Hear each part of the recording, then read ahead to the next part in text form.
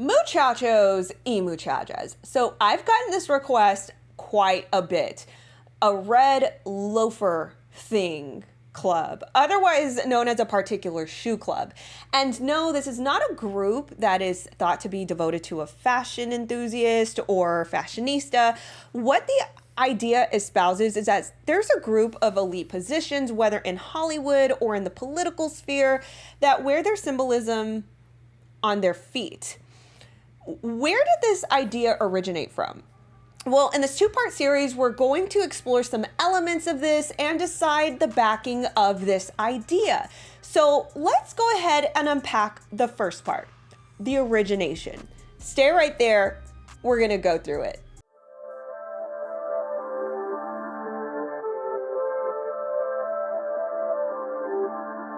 And as we're questioning the things of the upper echelon elite and what they do to stay young and all these things, we'll explore that a little down the line of this channel. But we ourselves know that we don't have to do that stuff. We can do natural-based ingredient anti-aging serums like Ageless Glow. This is Ageless Glow by BioTrust, and this stuff has been really, really great to my skin.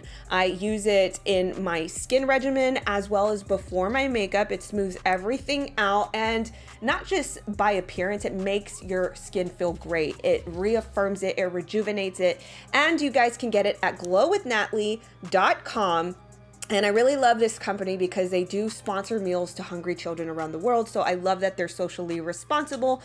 And this is a product I can get behind. So 𝑔lowwithnatalie.com. Okay, so what exactly is the idea at hand? Well, the peoples of the Republic of the Interwebs gathered a consensus that elites of all walks of life that wear red leather shoes are wearing their symbolism outbound to signal what they're into.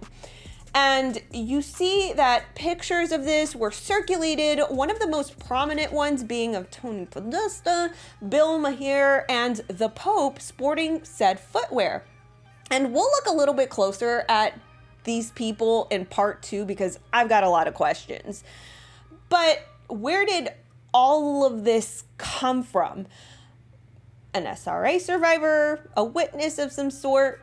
Well, from all of my searches, from blogs to alternative news sites to forum boards, they mostly linked to a common denominator, and it all pointed to Macaulay Culkin. Okay, so I'm just gonna make a note that I am neither trying to prove or disprove the idea. I'm just showing you all what I found and questioning certain elements, but ultimately, I'm gonna leave you with plenty of room to think for yourself. All right, so back in 2017, an article was published by an alternative news site called Neon Nettle. And in this article, it alleged that a French news site called Les Echos, sorry for the pronunciation if it's wrong, would have published an article reporting a radio interview with Macaulay Culkin in which he would have revealed horrible facts committed by the Hollywood elite on child stars. And I just want to pause and say that that's not a conspiracy theory. Like, that is actually proven in court in multiple allegations of different people. Like, this stuff actually happened. So I just want to make that very clear, right? But we're going to focus specifically on this scenario about Macaulay Culkin, blowing the whistle on a radio show. So what were the things that were alleged that were being committed? Well, I tried to go back to the original article of Neon Nettle only to find it deleted by Neon Nettle themselves. And of course, I looked and I scoured the corners of the archives of the internet through multiple archive engines, and it is completely scrubbed off the internet. However, I was able to find an archived version of News Punch's aggregated version of this, which they also deleted later down the line. And these were some of the details espoused by this alleged interview. Quoted directly from News Punch's aggregation, it says, speaking on radio in French, Macaulay Culkin claims he only got out of the industry alive because he was a smart, suspicious kid, and he got too famous to be deleted, unlike some of the other kids in the industry. The explosive claims made by Culkin were reported by French media, including Les Echos, a newspaper. However, all reports were quickly deleted within an hour of appearing online. During the interview, 𝘠𝐿𝐴𝐿 claimed that children in the entertainment industry learn very early to recognize which of them want to do bad things to you and which of them have even darker tastes, explaining that some of the Hollywood executives wear Silence of the Lamb Buffalo Bill type of trophies. Asked to explain what that phrase means, 𝘠𝐿 said they wear shoes, belts, and wallets made out of the SKIN of muchachitos, the kiddos that have been ritually deleted. Have you seen leather products made from? It has a very unusual, distinctive look. I learned at a very young age to identify it, said 37-year-old 𝘠𝐿, who has been living in Paris since 2003. I was 11 the first time I saw it. I was filming Home Alone 2 in New York, 𝘠𝐿 said. I was ushered into a back room on set. There was a guy in there, a powerful executive suit type. You know what I mean? He tried to make me relax, gave me a can of Coke, started telling me about the nature of the industry, basically wanted me to cut my parents out. He wanted me to be my guardian, or he wanted to be my guardian rather. He said he would make me into the biggest teen star in history. He said I had it all. He said I had to get rid of my parents. I was like, dude, I'm 11. He said, you're a man now. Macaulay Culkin then explains that the man began to make his intentions clear as day. He started breathing a certain way, and my experience with nasty people kicked in. I could tell he was interested in me. He did something with his lips and told me I was very handsome. I think I managed to say thank you and started thinking about how I could get the F out of there. Macaulay Culkin said the Hollywood executive then dropped a heavy hint about where the came from that made his patent leather shoes. He asked me if I knew Heather O'Rourke. Yeah, I remember her. I grew up watching Poltergeist. I remember her in Happy Days. She was so cute. And then it just ends with, I vomited all over his shoes. So just to remind you guys, this is what was being alleged that came from this radio interview from Paris, France, right?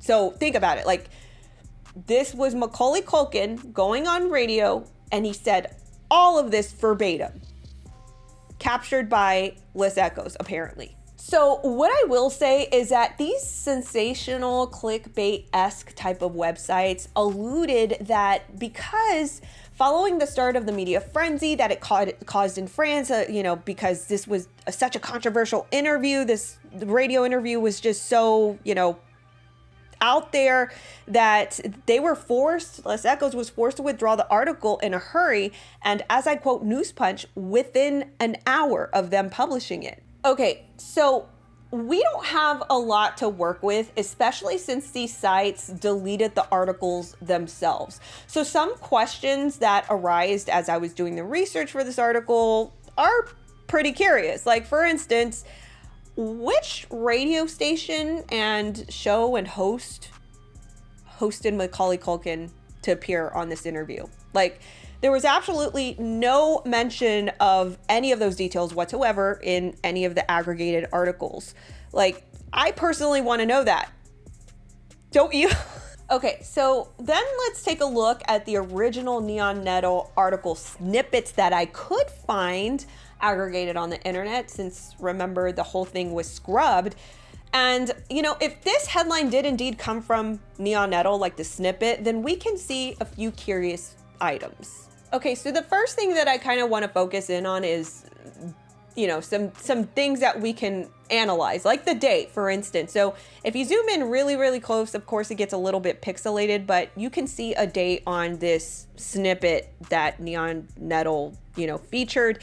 And as you read it, it kind of looks like it's either December 10th or December 2020. I'm not quite sure. And of course, this is formatted in a European format. So that's something that I can make comparison on. So I looked at the archived Les Echos articles to see if they used to format their timestamp on articles back in 2017 like this.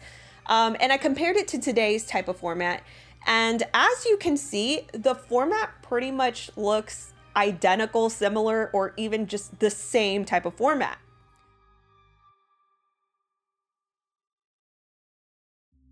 The other question I have is the URL in the supposed neonatal feature. And as we look closely, it looks to be that it reflects word for word by the headline, by the words and the letters. Only dashes commemorate like the spaces in the URL. So as we examine 𝘜𝘴𝘦, their website today, their URLs are the same way. It reflects word by word. So it's no difference from the past and today.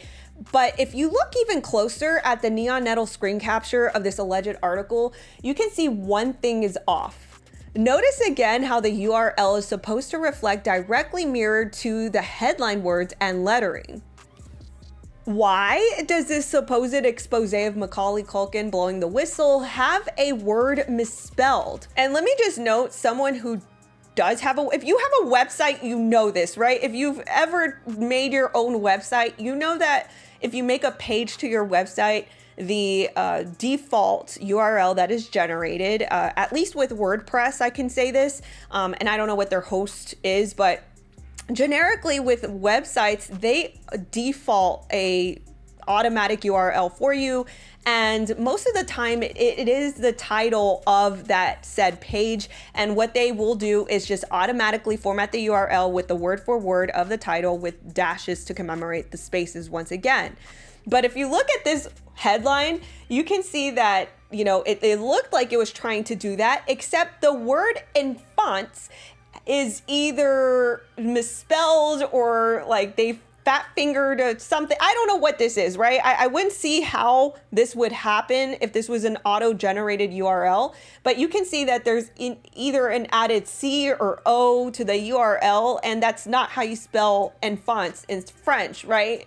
I also want to point out that 𝘜𝘴𝘦 is a French economic and financial publication, and although there are some references to tech and pop culture on their website, something of this particular subject seems a little bit incongruent, but I don't know. They could have included this type of thing back in 2017. You guys can let me know what you think in the comments below. So, I just wanted to go through the origination of this idea because, I was curious myself, like, where did this all come from?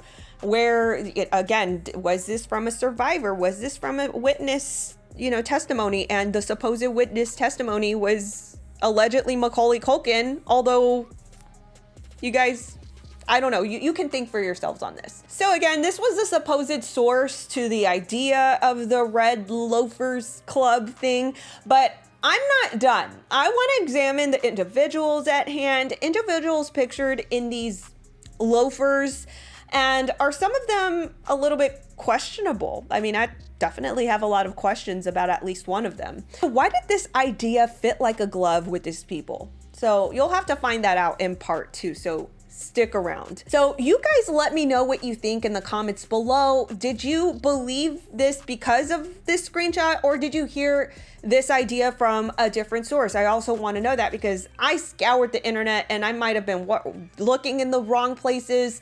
You guys can let me know in the comments below. Let me know if this clears it up for you. You know what I mean? Like, I know I can still question the people, right, that are wearing these red loafers or whatever. Like, I personally still have questions about these said people wearing the red loafers, but I'm not quite sure that this particular source of the idea does it for me. So you guys can let me know your thoughts. Also, if you like this top, you guys know that I got it at reddingboutique.com. There is a link and a code in my description below to check it out. Thank you guys so much for watching this video. And also, if you want to see more and you would like to see me grow, word of mouth is the best thing. And it's also free. So if you want to see me grow and you want to help me out, giving it a like is free, subscribing is free, and I really appreciate that. So anyway, guys, until the next one, okay, bye.